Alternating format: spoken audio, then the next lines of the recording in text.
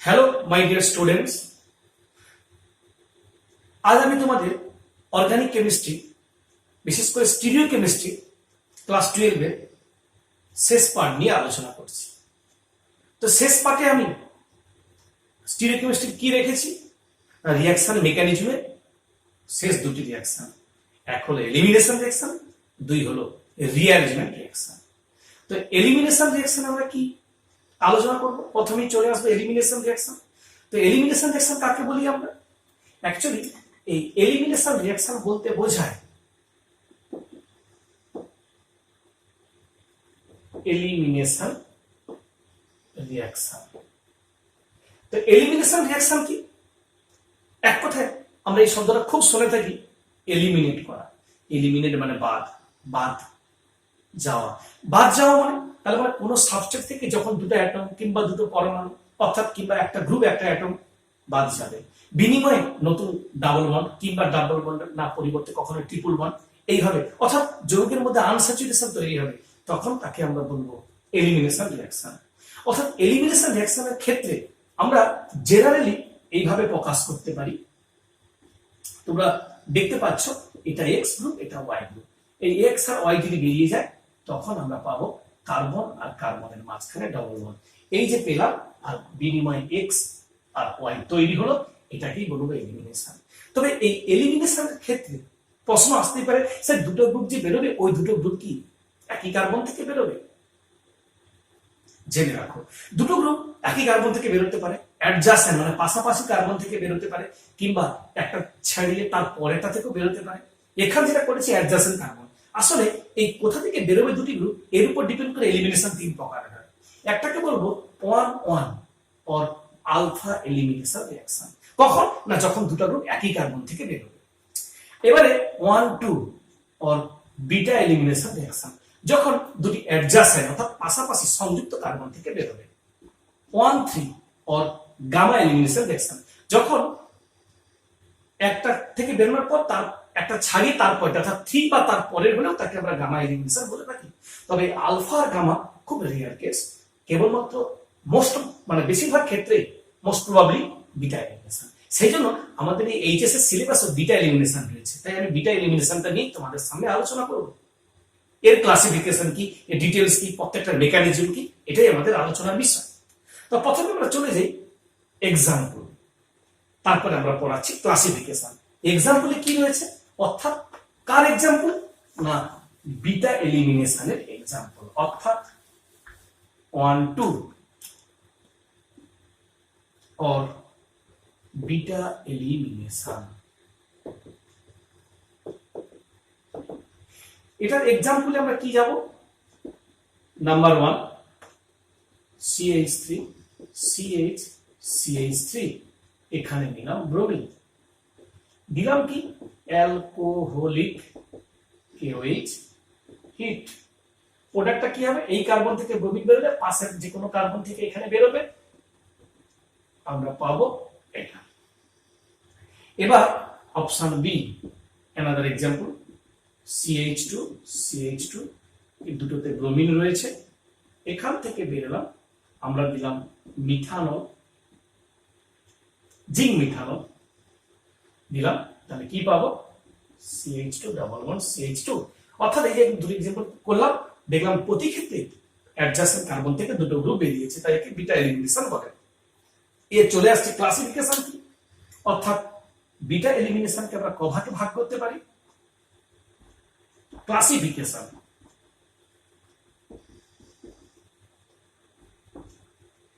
এটি মূলত তিন প্রকারের হয়। এক E2 E1 E1CB। তো প্রথমে চলে আসে E2, অর্থাৎ elimination bimolecular, elimination unimolecular, elimination unimolecular conjugate base CB। তো প্রথমে আমরা চলে আসি 1 নম্বর E2। E2 তে চলে যাচ্ছি আমরা।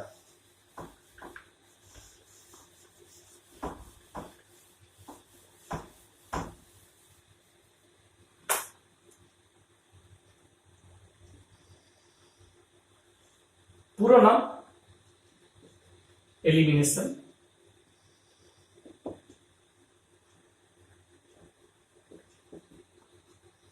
By molecular. বাই মলিকুলার কেন বলছি আমরা? আমরা প্রত্যেকটা ভাগে কি করাবো? Example, mechanism. তো প্রথমে আসি এলিমিনেশন বাই মলিকুলার। আমরা আগের যে এক্সাম্পলটা নিয়েছিলাম সেটাই নিচ্ছি। ইথানলীয় KOH বা অ্যালকোহলীয় KOH, হিট দেব, এখান থেকে ব্রোমিন বেরোলে পাশের কার্বন থেকে বেরোবে CH ডাবল বন্ড CH2। তাহলে মেকানিজম কি দেখে নাও তোমরা। তো প্রথমে আমরা চলে যাচ্ছি মেকানিজমে, E2 রিঅ্যাকশন। E2 রিঅ্যাকশনের মেকানিজম কি রকম হয়? যে কার্বনের লিভিং গ্রুপ থাকে তাকে আলফা, হ্যালোজেন টাইপের, অন্যটাকে বলা হয় বিটা, বিটা থেকে হাইড্রোজেন, আলফা থেকে ব্রোমিন বেরোবে। এখানে নিউক্লিওফাইলটাকে অর্থাৎ বেসটাকে সেই বেসটা নেবে এইচ কে, ডবল বন্ড হবে, এই বেরোবে। বিনিময়ে কি হবে না, বিনিময়ে একটা ট্রানজিশন স্টেট তৈরি হবে। কি ট্রানজিশন স্টেট হবে নিচে দেখাচ্ছি আমি।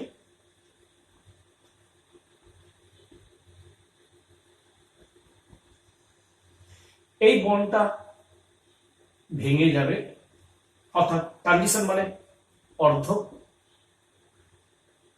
অন্তর্বর্তী অবস্থা।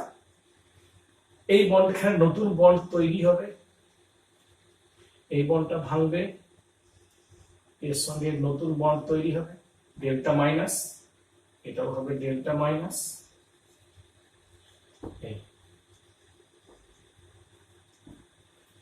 ট্রানজিশন স্টেটের পরে কি দেখবো, এটাই কিন্তু স্লো স্টেট।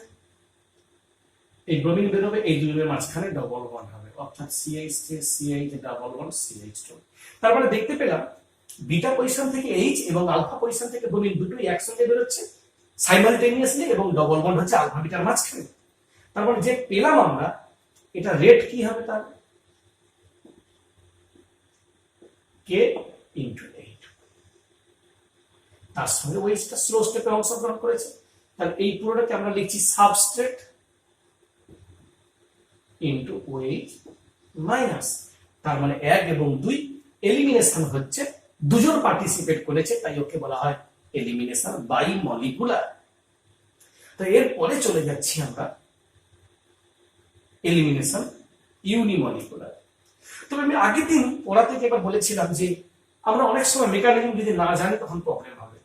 তাহলে এখানেও আসবে যদি আজকে আরেকটি কার্বন বেশি থাকতো, তখন এই কার্বন থেকে ব্রোমিন বেরোলে পাশের কার্বন বলতে দুটো অপশন থাকতো, তখন কোন দিক থেকে বেরোবে, এবং এই যে কোন দিক থেকে বেরোবে এটা একটি সূত্র দিয়ে নিয়ন্ত্রণ হয়, একে বলি আমরা সেটজেভ সূত্র। কিন্তু এই যে সূত্র দিয়ে আমরা পাচ্ছি, সেটজেভ সূত্র অনুসারে পাচ্ছি, কোথা থেকে হচ্ছে, এটাও কিন্তু মেকানিজমের উপর নির্ভরশীল। অর্থাৎ মেকানিজম করলে আমরা পেয়ে যাব কোনটা বেজোর আর কোনটা মাইনর, একই রকম ভাবে। তো এভাবে আমরা চলে যাচ্ছি, এবারে যাচ্ছি আমরা E1।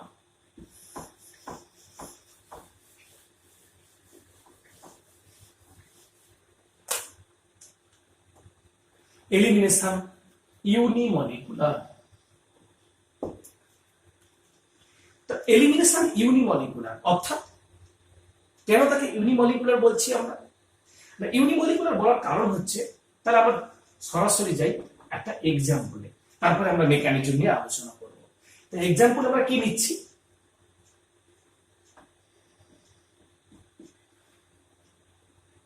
ঠিক আছে?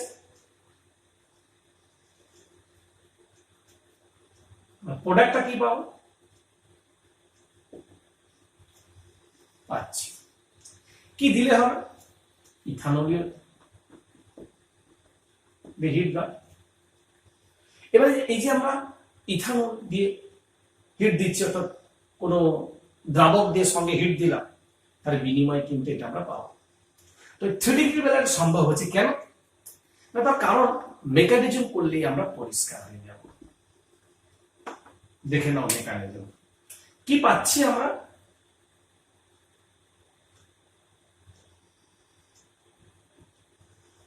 স্লোতে ক্লোরিন বেরিয়ে চলে যাচ্ছে, কারণ ক্লোরিন হচ্ছে গুড লিভিং গ্রুপ, তাছাড়া এটা 3 ডিগ্রি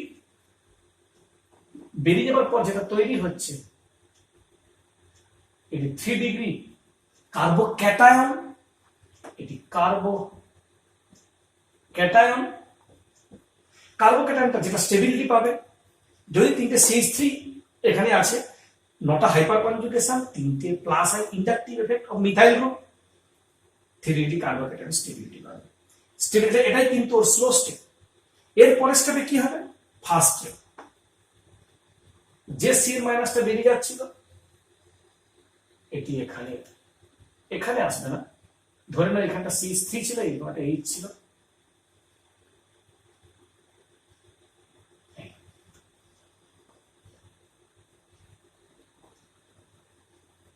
এই পাবো আমরা CH2।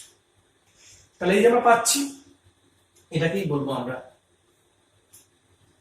E1।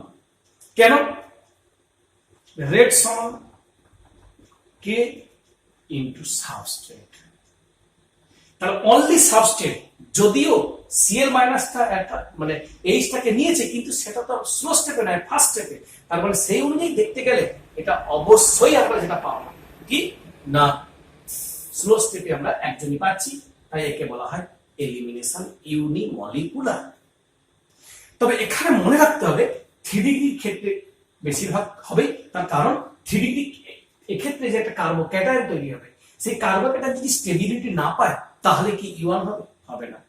তাহলে E1 তাদেরই হবে যারা 3 ডিগ্রি অ্যালকিল হ্যালাইড হবে, তাদের বেলায় E1 এলিমিনেশন রিঅ্যাকশন হবে। তো এরপরে যাচ্ছি আমরা, তাহলে আমরা E2 করলাম, E1 করলাম, নেক্সট কি হবে, E1 CB। তাহলে চলে যাচ্ছি আমরা next,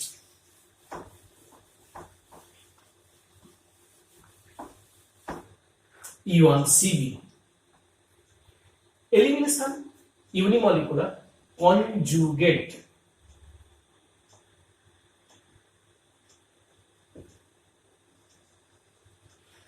elimination unimolecular conjugate base reaction. এই রিঅ্যাকশনে কি হবে, এটাকে বলবো আমরা একটা, এই রিঅ্যাকশনটা স্পেশালি কার্বন আয়ন ইন্টারমিডিয়েট দিয়ে যাবে। কিভাবে কার্বন আয়ন ইন্টারমিডিয়েট হবে একবার দেখে নাও। সরাসরি চলে যাই একটা এক্সাম্পল, আমরা একটি অ্যারোমেটিক দিচ্ছি, নিলাম CH2 CH2Cl, নিতেই পারি। এবার এতে কি দিচ্ছি, C2H5ON, সোডিয়াম ইথক্সাইড, আর সলভেন্ট হিসাবে নিচ্ছি ইথানল। তার ফলে কি প্রোডাক্টটা কি পাবো আমরা,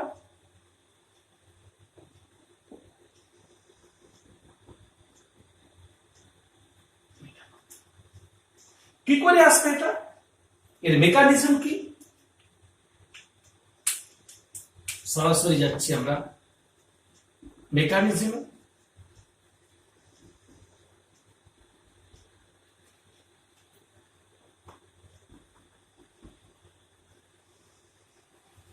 চাইলে সিএলটা নিচে লিখতে পারো, কোনো ব্যাপারই না। প্রথমে আসবে C2H5O মাইনাস,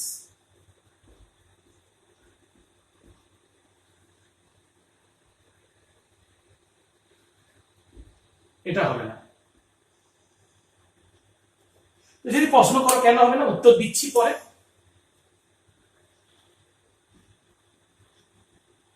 তাহলে এটা 2 কে থাকবে, থাকবে না তো, 2টার এইচটাই তো এখানে লিখলাম।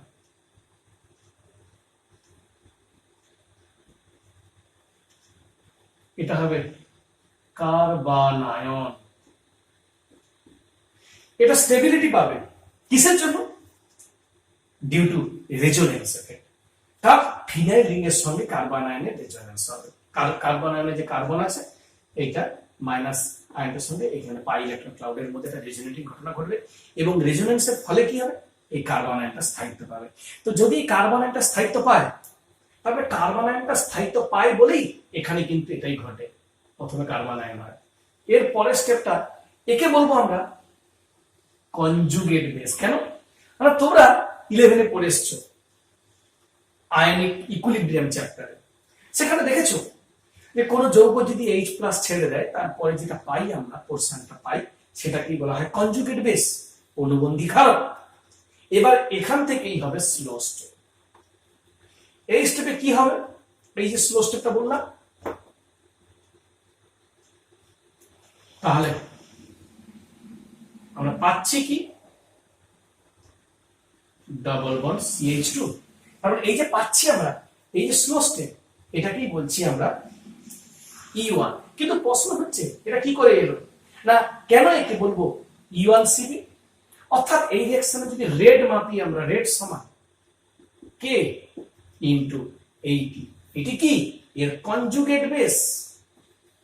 তার মানে একজনই অংশগ্রহণ করেছে, তার মানে এলিমিনেশন বেরোচ্ছে বলে একজন অংশগ্রহণ করেছে স্লো স্টেপে, তাই ইউনিমলিকুলার কনজুগেট বেস অংশগ্রহণ করেছে, সেই জন্য একে বলা হয় E1CB, elimination unimolecular conjugate base. তাহলে এই যে রিঅ্যাকশনটা আমরা পেলাম, এবার প্রোডাক্টটা কি পেলাম, এটা পেলাম। তার মানে এই যে আমরা পাচ্ছি এটা হলো E1CB। তার মানে আমরা এলিমিনেশনে পুরো পার্টটা আলোচনা করলাম, কি কোন কোন পার্ট, অর্থাৎ E2, E1 and E1CB। এবার আমরা যাচ্ছি লাস্ট রিঅ্যাকশন। সেই রিঅ্যাকশন আমরা কিটা আলোচনা করব বলেছি, রিঅ্যারেঞ্জমেন্ট রিঅ্যাকশন। তো রিঅ্যারেঞ্জমেন্ট কি, দেখো রিঅ্যারেঞ্জমেন্ট কথাটা এসেছে পুনর্বিন্যাস।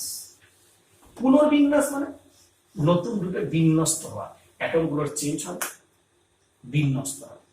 তো কিভাবে আসবে বিন্যস্ত হবে এই পুনর্বিন্যাস রিঅ্যাকশন,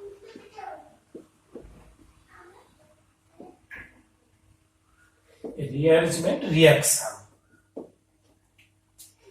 তো রিঅ্যারেঞ্জমেন্ট রিঅ্যাকশন কি না, এটাও রিঅ্যাকশন মেকানিজমে last time. Rearrangement reaction, rearrangement কি পুনর্বিন্যাস বিক্রিয়া। পুনর্বিন্যাস বিক্রিয়া কি হয়, এই পুনর্বিন্যাস বিক্রিয়া অনেক রয়েছে, তার মধ্যে একটি এক্সাম্পল হলো পিনাকল পিনাকোলন পুনর্বিন্যাস বিক্রিয়া। তো পিনাকল পিনাকোলন, পিনাকল পিনাকোলন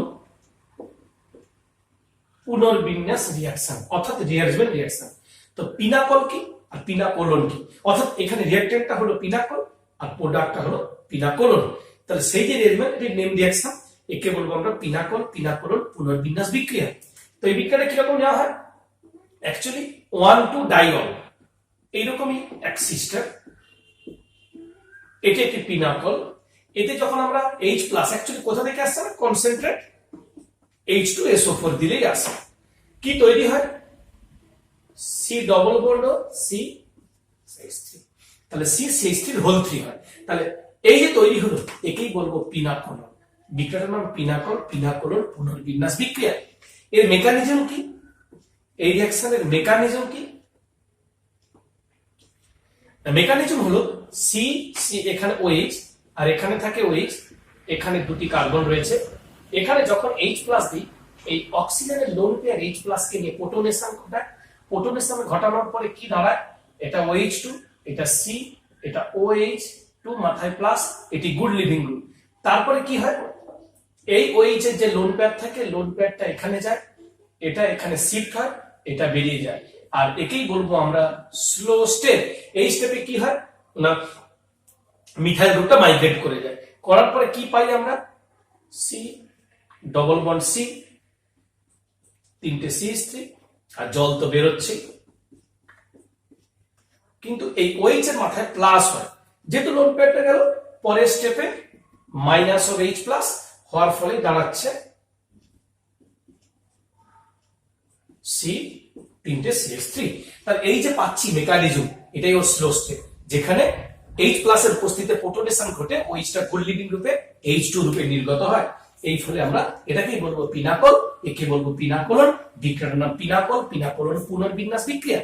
তো এই বিক্রিয়ার ক্ষেত্রে আমরা এছাড়া আমরা কি দেখতে পাই না, এছাড়া আমরা আরেকটা জিনিস দেখতে পাই, কি দেখতে পাচ্ছি না, যদি এরকম আমরা আরেকটা নতুন অন্য কোনো এক্সাম্পল নিই, যেমন এটা আমরা অ্যালিফেটিকের ক্ষেত্রে নিলাম, এই একই রিঅ্যাকশনের ক্ষেত্রে আমরা অন্য একটা রিঅ্যাকশনের ক্ষেত্রে আমরা দেখতে পাই। তো অন্য রিঅ্যাকশনের ক্ষেত্রে আমরা কি পাই, যেমন আমরা নিচ্ছি এটি একটি 4 মেম্বার রিং, এখানে রয়েছে OH, এটাতে রয়েছে OH, এতে কি দেব H প্লাস। H প্লাস দেওয়ার ফলে কি হবে না, প্রোডাক্টটা হবে ডবল বন্ড ও। তাহলে এই যে পাচ্ছি আমরা, এটা তৈরি হবে। আমরা যদি একই রকম আসে, মেকানিজম কি হতে পারে, আমরা শর্টে দেখাচ্ছি H প্লাস নিয়ে প্রোটনেশন ঘটে, এটা OH2 প্লাসে হবে, পরের স্টেপে এটা লোন পেয়ার যাবে, এইখানে রিং এর এক্সটেনশন হবে, এটা গ্রুপ বেরোবে, এটাই হবে স্লো স্টেপ, এবং তার ফলে এটা 4 থেকে 5 মেম্বার হবে, অর্থাৎ আমরা নরমালি পাবো 5 মেম্বার আর 4 মেম্বার রিং।